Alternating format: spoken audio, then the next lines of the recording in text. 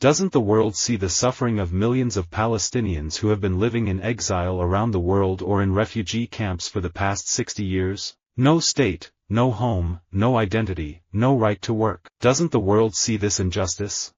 Much of what has gone wrong in the pursuit of Arab-Israeli peace is due to a lack of strong leadership, primarily among the Palestinians.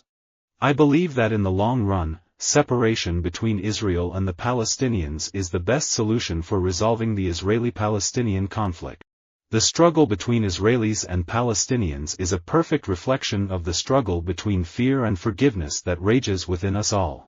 Wishful thinking won't make the Palestinians an Israeli peace partner, no matter how much President Barack Obama pressures Israel to make concessions. Caustically mocking Putin's worldview won't make it any less real or mitigate the Russian threat. Some friends of Israel believe that the Palestinians will never, in their hearts, accept a Jewish state in Palestine. Yet Germans and French, Chinese and Japanese, Mexicans and Americans have overcome their once insurmountable differences. Palestinians and Jews also have much to gain from peaceful coexistence. Direct talks is the only possible way to build trust and to resolve the conditions for a peace perspective between Palestinians and Israelis. The missile that downed the Malaysian plane, they say, is a Russian-made missile. But the weapons that are used in the barbarism in the barbaric act against the Palestinians were made by the West, and nobody is blaming them. Nobody talks about it, not even the UN. Security Council can pass a resolution against Israel. There cannot be peace in the Middle East without giving Palestinians their full rights. The Palestinians need more help from the Arab countries. Since 1967, the world has learned that there is not going to be real progress in the region until Palestine gets something back that they had. I have written about the dispossessed, immigrants, the condition of women who do not enjoy the same legal rights as men, the Palestinians who are deprived of their land and condemned to exile. Genuine supporters of Palestinians' rights are fighting for equality, justice and freedom, aims that are in diametric opposition to any form of anti-Semitism. I don't want to govern the Palestinians. I don't want them as subjects of Israel or as citizens of Israel. I want them to have their own independent state but a demilitarized state. In my photography, I always lean towards the underprivileged because that's where I came from. When I went to the wars, I attempted to go and stand by those who were being trodden on. By that, I mean people like the Palestinians. When I go to India, I see really the poorest people, and I tend to be drawn to them.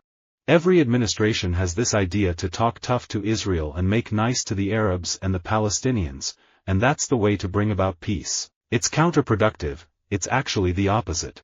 Success is not assured, but America is resolute. This is the best chance for peace we are likely to see for some years to come, and we are acting to help Israelis and Palestinians seize this chance. Palestinian children deserve the same right to be free in their own land as Israeli children in their land. A two-state solution will finally bring Israelis the security and normalcy to which they are entitled, and Palestinians the sovereignty and dignity they deserve. The Palestinians, whose national cause guards the gates of Arab-Israeli peace, look forward like their Arab brethren to that comprehensive, just, and lasting peace based on land for peace and compliance with international legitimacy and resolutions. Peace with the Palestinians will open ports of peace all around the Mediterranean. The duty of leaders is to pursue freedom ceaselessly, even in the face of hostility, in the face of doubt and disappointment. Just imagine what could be. In my opinion, Israel has the right to its security in as much as the Palestinians have the right to resist occupation. Israel has the power in this perpetual stalemate, as it also has the power to break it and begin a meaningful peace process. Let us not forget, the Palestinians in Gaza are our permanent neighbors, and we are theirs.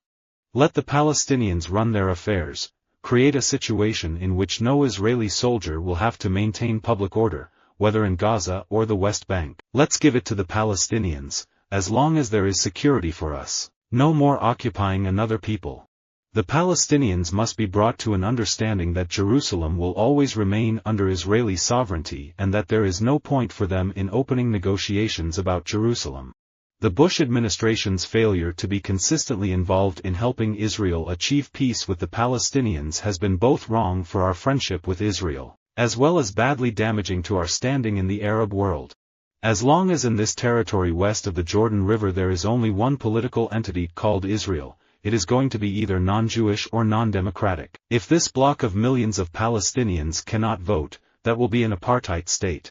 We're willing to make difficult and hard decisions and compromises to live in peace with our neighbors, but we're entitled to our own country where Jews from around the world can come here, just as Palestinians from around the world can come to the Palestinian state. When I said a few weeks ago that our people would eat cooking oil and olives if necessary, I didn't mean that there really would be only oil and olives. What I meant was that our people have the necessary patience to endure the current difficult situation. Palestinians would rather do without certain food items than their national rights. The Palestinians are the only nation in the world that feels with certainty that today is better than what the days ahead will hold. Tomorrow always heralds a worse situation. The mortal mind alone cannot devise an answer to the Israeli-Palestinian conflict because the true answer lies on a level of consciousness that's beyond our mortal thinking. Quite simply, when it comes to Israel and the Palestinians, we need a miracle. We plan to eliminate the state of Israel and establish a purely Palestinian state. We will make life unbearable for Jews by psychological warfare and population explosion. We Palestinians will take over everything, including all of Jerusalem.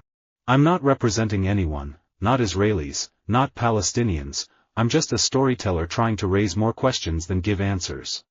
The subject matter is very tricky. It's about the Munich massacre and what Mossad did afterwards with the assassination squads. I think it's a turning point in history, especially for the Palestinians.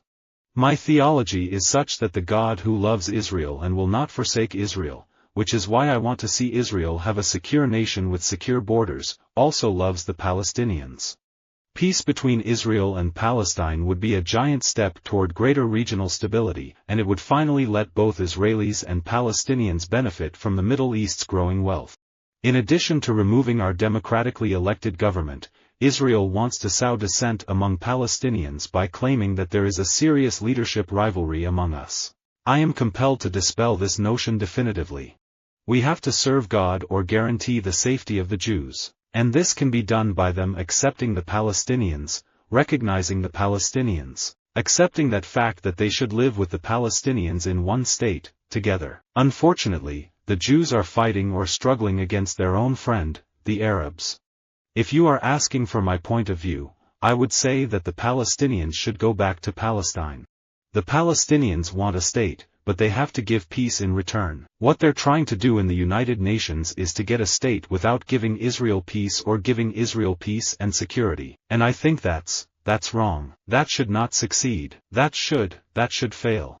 We have supported state terrorism against the Palestinians and black South Africans, and now we are indignant because the stuff we have done overseas is now brought right back to our own front yards.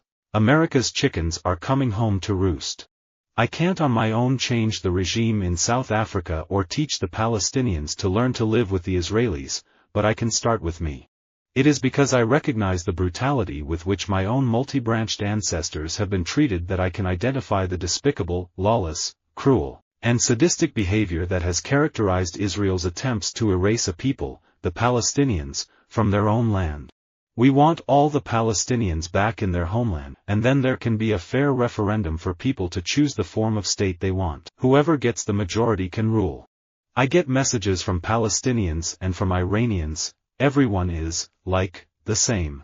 Since the Six-Day War, the whole world, which is the real arena of battle between us and the Palestinians, believes that Israel is right in regard to procedure. Namely, problems and disputes should be solved around the negotiating table. Even the pyramids might one day disappear, but not the Palestinians longing for their homeland. If the Palestinians will one day decide to wake up and join a diplomatic process that is being carried out with the support of countries in the region, with international support, welcome. But I'm not waiting.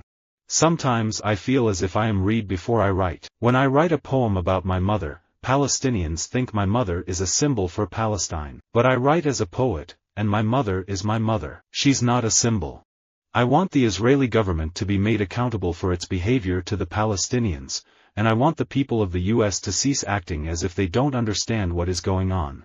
If they wanted to end the violence and war between them, and if they wanted Jews and Palestinians to live in peace, Jews and Palestinians, then they should consider this solution, one democratic state. free from weapons of mass destruction, and with the return of the Palestinian refugees. You can't think about terrorism without thinking about Palestinian terrorism. Palestinians began international terrorism. It started with them in 1968. They used it as the first resort, not the last resort. They invented it, they perfected it, they benefited from it, and they taught the world how to use it and that it would be successful.